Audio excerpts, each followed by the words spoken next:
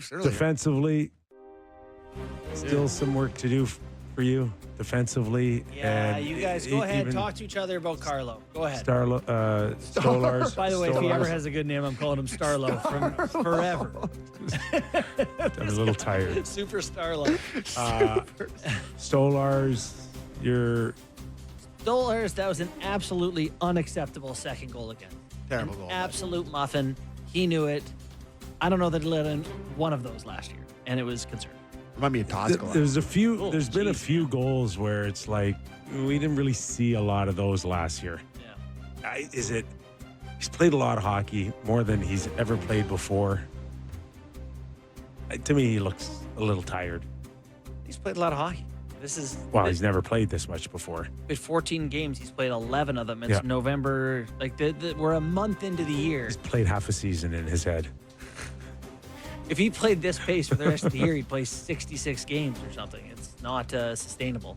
How many goalies have played more? They need Joseph Wall. They got to hurry, Joseph. Nashville runs Saros through the mill. So he is. So Wolf has 13 starts. Wedgwood in Colorado was 12. Saros 12. Binnington 11, and Anthony Stolar is 11. Yeah, so he's right there. I don't think that's what they had drawn up. No, they didn't have it drawn up. I can tell you that. But they're drawing it now. Yeah, it's Sharpie. I wonder if they'll push Joseph faster. I'm going to guess no.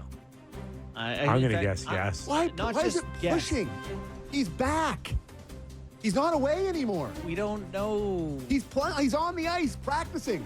I'm sorry, I don't want to be insensitive, but you are making $3.5 million. You're with the team. Go and get some games with the Marlies. Play. They're going to run Stolars into the ground. Yeah, I'm with him. You've said zero things wrong there. Play hockey. It's hockey time now. Time to do that hockey, Joseph. You tell my kids about bedtime. Yeah, it's the time of the bed. Yeah. It's now. Time to go between the pipes. I do believe that it's even Stolars. It's 2-2. It might have been a different game. He's still making big saves at the right time. But then there's these ones where you go, okay, what is going on here? Because we just didn't see a whole heck of a lot of that all last year. You had to work hard to get one past him last year. Yeah. There's been a lot of play. I thought in the early going when the Leafs were a true tire fire, I thought his play was better than his numbers. But yeah, now we're a few games in a row where they're overcoming something that he did. So I wouldn't mind him getting to have a little bit of a rest. If you look at last season, goalie wins by month, it went Stolars in October, led the Leafs, and then it was Wool, Stolars, Wool, Stolars. It was, Joseph Wool carried the bulk of the mail through the regular season. Can we do looking at the schedule game for the Toronto Maple Leafs here? So they play a back-to-back this weekend. You guys already said no chance that he's going to play on Sunday night against Carolina, which is probably correct. But then they go to Boston Tuesday, Kings at home on Thursday, and then away Blackhawks next Saturday. Will Joseph Wall participate in any of those games? Boy, that home or away at Chicago would be interesting. Saturday night. That's 2 weeks away, 2 and change. No, that's a week away. Oh, sorry. A week. Yeah. He'll be in by next week. In the Leafs lineup? Yeah. That's my guess. What's the Marlies schedule this weekend? That's they play at home? my guess. Right now, he should be looking at a Marley game in the next few days. And then get him up here with Sammy's absolutely right on the money on, okay, listen, we don't want to be insensitive here, and we hope everything that went on is behind you now. Yeah. But tough. Get in the net. Tough pocket for old Wool to get in right now. Head down to Hershey? At Wilkes-Barre, at Hershey, at Grand Rapids, at Bingo. That takes you till November 19th there in Binghamton. So, yeah, it's not going to be a home game for him at the Coca-Cola Coliseum. He's going to have to hop on a bus with the boys and drive 5-6 hours, but... They some of those teams really good too in the American Hockey League. That Hershey and Wilkes-Barre are pretty typically awesome. I think one of the top teams. I don't know. That's this Pittsburgh, year, isn't it? Yeah, it is. Well, so what games are you looking at? Oh yeah, I'm looking at this weekend. Play this weekend. Fly and go play the Phantoms. Wilkes-Barre is in first at 8-2-1. Hershey's just okay, 5-3. All right. Hershey's Hope. Yeah. What's that mean? Far away? So, Oh, Pennsylvania. yeah, I mean, there's planes flying Sammy? in. Yeah, they'll fly. any concerns with Carlo? No, I just think, yeah, I have concerns every night with Carlo, but like I can't talk about it every single day. Like you're gonna talk to your blue in the face. I hated that first goal from both of those guys. It was like a bad kind of a grenade by Carlo, and then I don't know where Morgan Riley is going. It's just, I guess you just have to live with these guys. Well, I guess it's like I feel like the Leafs need to have faith in each other a bit more. Like for Riley, why are you chasing behind the net? Like, Carlo's on him. I know Mike Babcock used to want them to do that. That was the thing they would do, but you have to he know. wants he wants to confront them behind the net. Yeah, like he called it steel balls. So both sides of the net. If guys coming out, even if you're being chased, someone cut him off and you get back to the front. But no communication between him and Carlo on that. No shoulder check from Riley that he's got someone behind him. Yeah. It's just I think we talked a lot about the Leafs trading for a top 6 guy and how the team needs a top 6 guy. Like depending on Tanev here, and I know Simone Benoit was sick yesterday, but I just expected Carlo to be more physical. well, yeah, but I think every Bruins fan's kind of been like, yeah, see, I think they kind of knew. I agree. But, I'm okay with the D-man who checks with his stick. Chris Tanev does. Chris Tanev throws 8 hits a season, and people call him the best defensive player But he's also since Larry Robinson. he takes a lot of abuse though. He does. Yeah, absolutely. That's because he's And, got the courage to get to pucks first. And, People want to hunt down Carlo now too. well, this is the thing. If he's going to get to pucks first and he's going to check with his stick, I'm okay with him not being physical. If he's not doing those things, which he isn't, then I'm definitely not okay with him not being physical either. You're going to get there second. Hit. Yeah. We should go. Okay. Boy, Luke in there.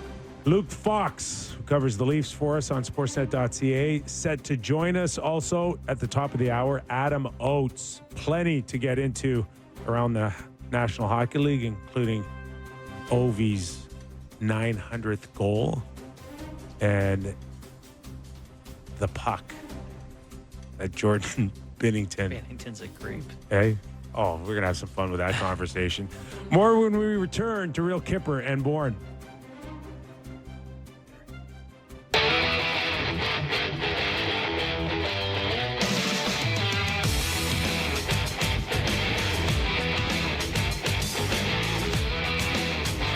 Welcome back to the show. It's the Leaf Edition hour on the Real Kipper and Bourne show. Nick Kypreos, Justin Bourne, Sammy McKee, and let's welcome in Luke Fox, NHL writer, sportsnet.ca. Luke, how are you, man? I'm doing well. How are you guys? We're good. I had said before this, before they came home Saturday, I guess, from Philadelphia, that the next 4 games were going to be important for them, and I said I thought 3 out of 4 would be pretty darn good for them. They got a chance Saturday night to go 4 for 4. What's the biggest difference you've seen since that start, that 500 start, and what we've seen this past week? I'd say the biggest difference probably is Austin Matthews, who seemed to wake up in the 3rd period of the Pittsburgh game. I don't think it's any coincidence that Matthews' 3-game goal streak coincides with the Leafs' first 3-game win streak. I think they're going to go as far as he goes, and I really thought that right coming into this season, their first without Mitch Marner, that as the captain and as the guy who's so pivotal, just not just the 200-foot game, but a guy who needed a bounce back in terms of production and, had another step to go, I believe, in terms of leadership, that they were going to go as far as he goes. And I really felt in that 3rd period against Pittsburgh, yeah, he scored the goal to get him going, but it was more so how active he was on the penalty kill, blocking shots, getting his stick on lanes, frankly, trying harder than he did in the first 2 periods. And the other guys seemed to pick up and follow his lead. Really interesting team so far through 14 games. Their power play absolutely stinks. Their defense is suspect, and yet their penalty kill is pretty good, and their even strength offense is off the charts. They're dressing the 3 best even strength point getters in Nyes, Nylander, and Tavares. Matthews isn't part of that group, and Marner's gone. So it's a really funny team to cover on a day-to-day basis because the inconsistencies are wild right now. Yeah, no kidding. It's still like there's things that can be improved upon greatly and you think should be improved upon greatly. And there's still, with a couple of wins, things look a little brighter than they did not that long ago. Something we don't often do on this show is just like look at a guy and give him his flowers. And John Tavares scores his 500th goal. He gets his stick last night before the game. Then he scores the goal to go up 3-2, a massive goal for them that they need. Lawton called him one of the funniest guys on the team. There's just a positive. Who knew? I know. There's a positivity around him this season. Am I reading too much into that? Do you feel that? Are you seeing it? Oh yeah, no, things are lighter. Maybe it's, not being viewed through the prism of, hey, you're great, but you're not $11 million great. Or maybe it's, your leadership is great, but not captain of the Toronto Maple Leafs type leadership. So I think there's a bit of a lesser burden on Tavares. And then also, I think fans are coming around to just appreciate what this guy does. The consistency is phenomenal. And I think he's gone from a guy where you have debates about, is this guy going to be in the Hall of Fame, to, okay, well, now he's one of just 4 guys to put up 500 points for 2 teams. He's one of 49 guys in the history of the league to score 500 goals. He's got a few more years on his contract. He's not showing signs of slowing down. By the time all is said and done, I think his numbers will make him undeniable for the Hall of Fame.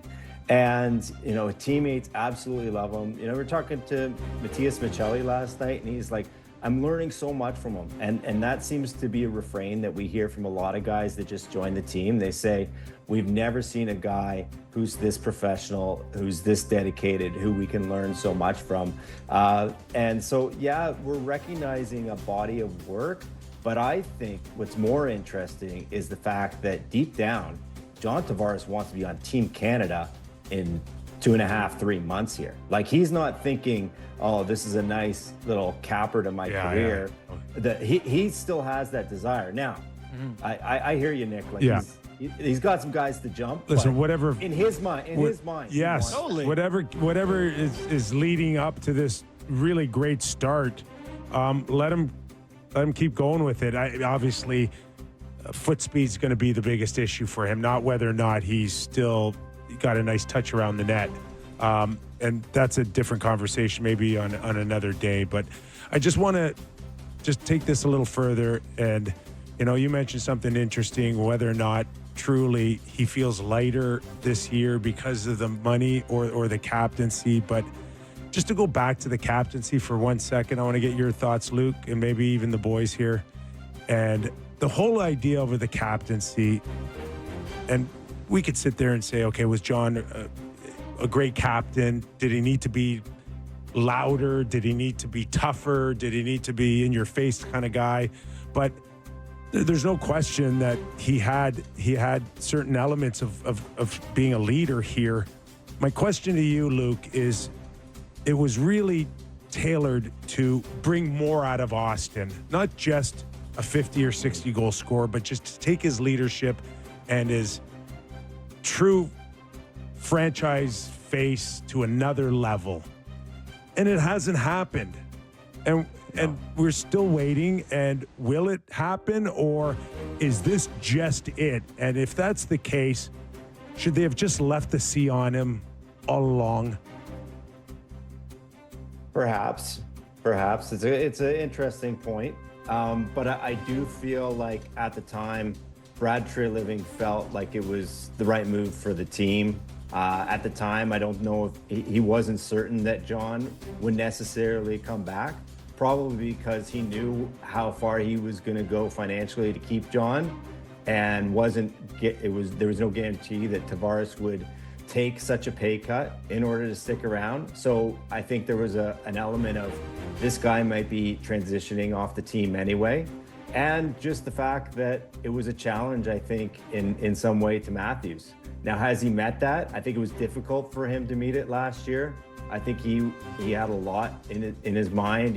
He seldom lets us really into what he's thinking. But there was the pressure of, another captaincy, that of Team USA, that he was wearing. And then, the complications with his back and lack of production and everything. And it hurt him. So can he get there? I think that's a great question that we won't know the answer to.